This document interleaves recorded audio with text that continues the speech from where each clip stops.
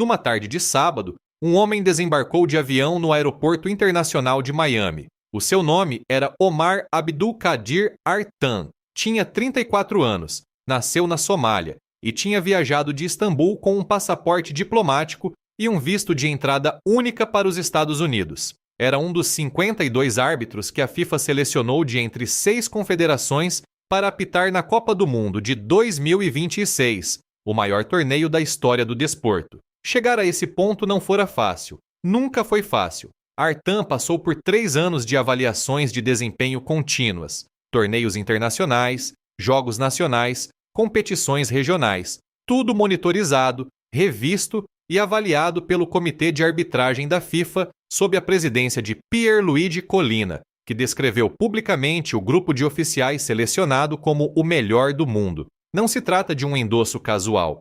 É o chefe de arbitragem da FIFA, a falar em nome da organização que gere o desporto, a dizer que este homem pertence ao maior palco. Em 2025, a Confederação Africana de Futebol votou Artan como o melhor árbitro masculino do continente. 54 associações membros, um vencedor. Menos de 3 semanas antes de embarcar naquele avião para Miami, Artan tinha estado em campo na final da Liga dos Campeões da CAF em Rabat, a 24 de maio. Lidou com essa partida. Era atento, experiente, preparado. Teria sido o primeiro árbitro somali na história da Copa do Mundo. Foi submetido a uma triagem adicional pela Alfândega e Proteção de Fronteiras dos EUA no Aeroporto Internacional de Miami. Depois, foi recusado. O CBP divulgou uma declaração de exatamente 4 palavras. Determinado inadmissível por questões de verificação. Nenhuma explicação. Nenhum detalhe sobre quais eram essas questões ou de onde vinham.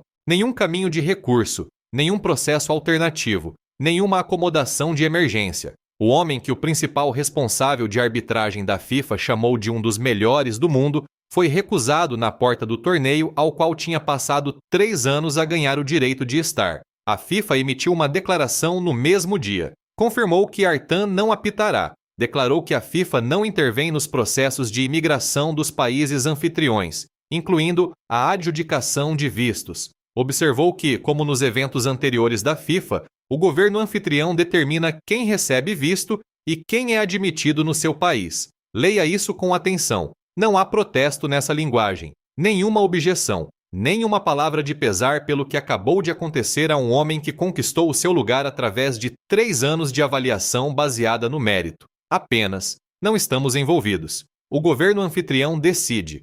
Essa declaração, divulgada por uma organização que passou 2 anos a anunciar esta como a Copa do Mundo mais inclusiva da história, é uma das coisas mais reveladoras que a FIFA disse ao longo de toda a preparação. Mostra exatamente o que acontece quando os valores declarados pela FIFA entram em conflito direto com a realidade operacional do seu país anfitrião. A organização recua. Omar Artan, por sua parte, lidou com a situação com mais graça do que qualquer pessoa teria esperado. Disse que se mantinha focado nos desafios futuros de arbitragem. Expressou gratidão a todos que o apoiaram ao longo do caminho. Quando regressou à Somália, recebeu uma recepção de herói. Multidões no aeroporto, adeptos nas ruas. O seu país compreendeu o que aconteceu, ainda que a FIFA tenha optado por não comentar diretamente. O primeiro árbitro somali a ser selecionado para uma Copa do Mundo não será o primeiro árbitro somali nesta edição. Hoje é 9 de junho de 2026, 2 dias antes da cerimônia de abertura no Azteca, na Cidade do México.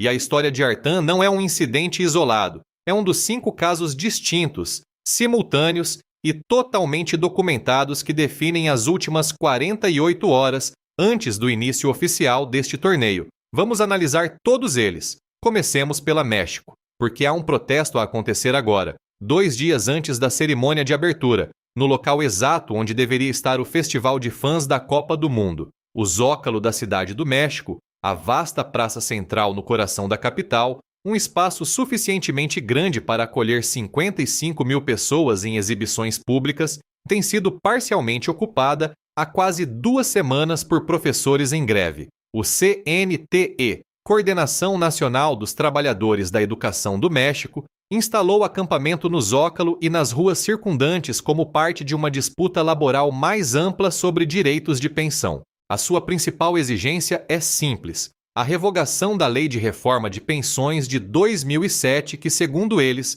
corroeu sistematicamente a segurança de aposentação dos professores das escolas públicas. O governo mexicano fez a sua proposta mais recente na sexta-feira. O sindicato rejeitou-a. A situação tornou-se confrontacional antes mesmo de o relógio da Copa do Mundo chegar à sua última semana. No 1º de junho, a polícia da Cidade do México usou balas de borracha e gás lacrimogênio para empurrar os manifestantes para fora da praça principal, onde a construção da zona de fãs já estava em curso. Milhares de professores romperam as barreiras de metal perto da entrada do Zócalo, a menos de uma quadra de onde a enorme tela para o jogo inaugural da México seria instalada. As imagens eram marcantes: polícia antidistúrbios, nuvens de gás lacrimogênio e a marca da Copa do Mundo no mesmo enquadramento. Foi o tipo de cena para a qual nenhum departamento de comunicação da FIFA tinha preparado uma resposta. Depois de rejeitar a oferta de sexta-feira, o sindicato anunciou que planeava a sua próxima escalada, especificamente direcionada à zona do Festival de Fãs. As consequências já se sentem. A FIFA cancelou as sessões de formação de voluntários no Zócalo previstas para esta semana. A infraestrutura da zona de fãs, que deveria estar totalmente instalada para a cerimônia de abertura, não pode ser concluída enquanto o acampamento protestante ocupa o espaço. Um porta-voz da FIFA confirmou o cancelamento da formação de voluntários e recusou-se a comentar mais sobre a situação geral da zona de fãs. Do ponto de vista do CNTE, o timing é totalmente deliberado. O sindicato está a usar o holofote global, a presença mediática internacional, as centenas de milhões de olhos que se voltarão para a Cidade do México a partir de 11 de junho, como alavanca. Cada câmara que enquadra a celebração do Festival de Fãs também pode capturar o que o sindicato quer que o mundo veja. Não se trata de um protesto sobre futebol. Os professores não pedem que a Copa do Mundo seja movida ou cancelada, mas ocupam o mesmo espaço físico que deveria servir como um dos pontos de encontro públicos mais icônicos do torneio e o fazem de forma consciente e estratégica. A México espera aproximadamente 5 milhões de turistas internacionais durante junho e julho. O Zócalo devia ser uma das experiências definidoras da hospitalidade, um ponto de reunião central numa das grandes capitais do mundo, atraindo adeptos de futebol de todas as nações para o coração da vida pública mexicana. O acampamento protestante não torna isso impossível, mas complica a situação de formas que ninguém no comitê de organização da Cidade do México tinha previsto quando submeteu a candidatura. E nas 48 horas antes de uma cerimônia de abertura, as complicações são a última coisa de que uma cidade anfitriã necessita. Agora falemos dos Países Baixos, porque a notícia de lesão que surge do campo holandês hoje é significativa. Jurriën Timber foi descartado do torneio. O defesa do Arsenal, com 24 anos, jogador que participou da Copa do Mundo de 2022 no Catar e que desde então se estabeleceu como um dos defensores jovens mais fiáveis e versáteis da Europa, foi enviado de volta da seleção neerlandesa devido a uma lesão na virilha que não cicatrizou rapidamente o suficiente para estar pronto para o torneio de forma medicamente responsável. A KNVB, a Real Associação Holandesa de Futebol, confirmou a decisão após o último amistoso pré-torneio contra o Uzbequistão, que os Países Baixos ganharam por 2-1. Lutjarel Geertruida, do Sunderland, foi convocado como substituto.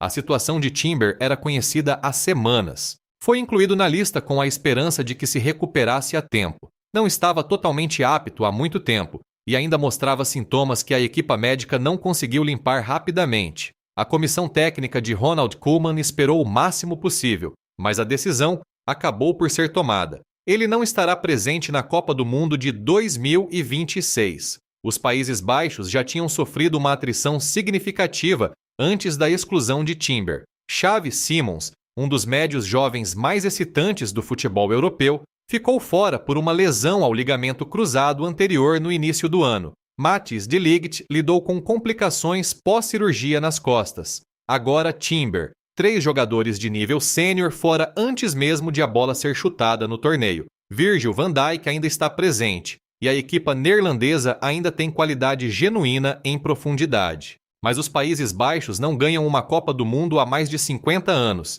e cada perda defensiva ou de meio campo corrói a cobertura necessária para uma campanha profunda. A pressão desse jejum é real e torna-se ainda maior quando o seu banco de reservas é mais curto do que o planeado. A situação do Canadá tem uma textura diferente. Enquanto os Países Baixos perderam Timber devido a um problema de virilha que simplesmente não cicatrizava, o revés do Canadá chegou na forma de Moise Bombito, um defesa central de 26 anos que tem tentado, com genuína determinação, recuperar de uma lesão muito mais grave. Bombito quebrou a tíbia esquerda a 5 de outubro de 2025, enquanto jogava pelo OGC Nice num empate a 2 contra o Mônaco na Ligue 1 da França. A lesão exigiu cirurgia, com a inserção de um bastão metálico estabilizador no osso. Passou meses em reabilitação. Regressou para o amistoso de preparação do Canadá contra o Uzbequistão em Edmonton. Entrou em campo, jogou 30 minutos e depois saiu mancando para receber tratamento. A equipa insistiu que não havia uma nova lesão, que o que sentia era sensibilidade residual do sítio da cirurgia original. Contudo, não conseguiu concluir o último amistoso de aquecimento contra a Irlanda em Montreal, e a decisão foi tomada ao fim de semana. A perna reparada cirurgicamente não está saudável o suficiente para competir na Copa do Mundo. A escolha foi feita para proteger a sua saúde a longo prazo. O Canadá tem até 11 de junho, às 3 da tarde, hora do leste dos EUA, 24 horas antes da sua partida inaugural do Grupo B contra a Bósnia e Herzegovina no BMO Field, em Toronto, para nomear oficialmente o seu substituto a partir da lista provisória. A equipa de Jesse Marsh já está a gerir preocupações sobre Alphonso Davies, que tem regressado de uma lesão ao ligamento cruzado anterior própria e cuja forma física está a ser cuidadosamente monitorizada pela equipa técnica. A seleção canadiana está a receber a sua primeira Copa do Mundo. Quer avançar para além da fase de grupos pela primeira vez na sua história. Perder profundidade defensiva antes da partida inaugural não é a situação desejada por nenhuma equipa.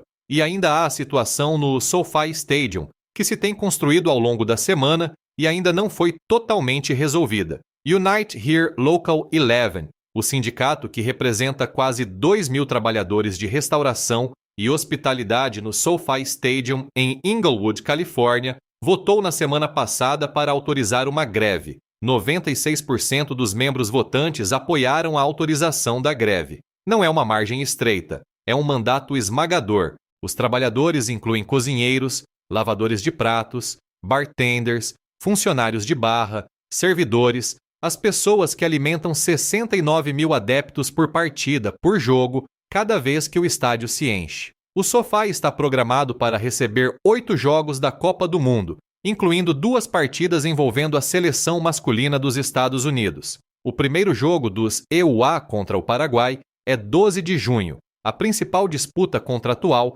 centra-se nos salários e na segurança no emprego, mas os trabalhadores e os representantes sindicais foram também explícitos acerca de outra dimensão do conflito, a presença da imigração e alfândega, ICE, no torneio. Trabalhadores num evento desportivo internacional, num estádio em Los Angeles, estavam a enfrentar uma situação em que simplesmente comparecer ao trabalho poderia acarretar risco de imigração. Esse contexto não está separado da disputa laboral, faz parte dela. Até esta manhã, 9 de junho, a Unite Here Local 11 e a Legends Global, operadora de serviços de restauração do estádio, chegaram a um acordo provisório. O sindicato descreveu-o como um acordo histórico e os trabalhadores deveriam ratificá-lo numa votação na quarta-feira. Um paralítico total no SoFi Stadium durante a Copa do Mundo foi evitado, pelo menos provisoriamente. Mas o facto de ter chegado tão perto, que 2.000 trabalhadores estavam a operar sob autorização de greve sem acordo algum, às 72 horas antes da partida inaugural dos EUA, já é uma história que demonstra como este torneio tem sido organizado e quem tem sido forçado a absorver a fricção desse processo. A FIFA não comentou publicamente a disputa laboral. Esse silêncio acompanha o padrão que observamos em todas as 5 situações. São 5 situações distintas, ativas simultaneamente nas 48 horas antes da cerimônia de abertura. A recusa a Artan no Aeroporto Internacional de Miami, o protesto de professores no Zócalo que bloqueia a zona de fãs na Cidade do México, a lesão de Timber que reduz a profundidade defensiva dos Países Baixos, a decisão sobre Bombito que cria uma crise defensiva para o Canadá na véspera da sua partida inaugural, e o impasse dos trabalhadores do SoFi Stadium que chegou ao limite de uma greve antes de se chegar a um acordo provisório, todas documentadas, todas em tempo real, todas a acontecer agora. E por baixo de tudo isto, continua a questão da presença, a que vem a crescer desde o início do ano e que nenhum comunicado de imprensa da FIFA abordou adequadamente. Os dados têm dito a mesma coisa desde fevereiro. As reservas de hotéis nas 11 cidades americanas anfitriãs estão abaixo das previsões. Uma pesquisa da indústria a mais de 200 hotéis nessas cidades revelou que quase 80% das propriedades relataram reservas abaixo das projeções iniciais, com alguns operadores a chamar privadamente a Copa do Mundo de um não evento do ponto de vista de receitas. As reservas de voos europeus para as cidades americanas anfitriãs em junho caíram cerca de 7% em relação ao ano anterior, segundo dados de análise da aviação, e essa diminuição ocorria apesar das taxas de câmbio favoráveis que deveriam atrair viajantes europeus para o mercado dos EUA. As reservas para as cidades anfitriãs canadianas, por comparação, caíram apenas 1,5%.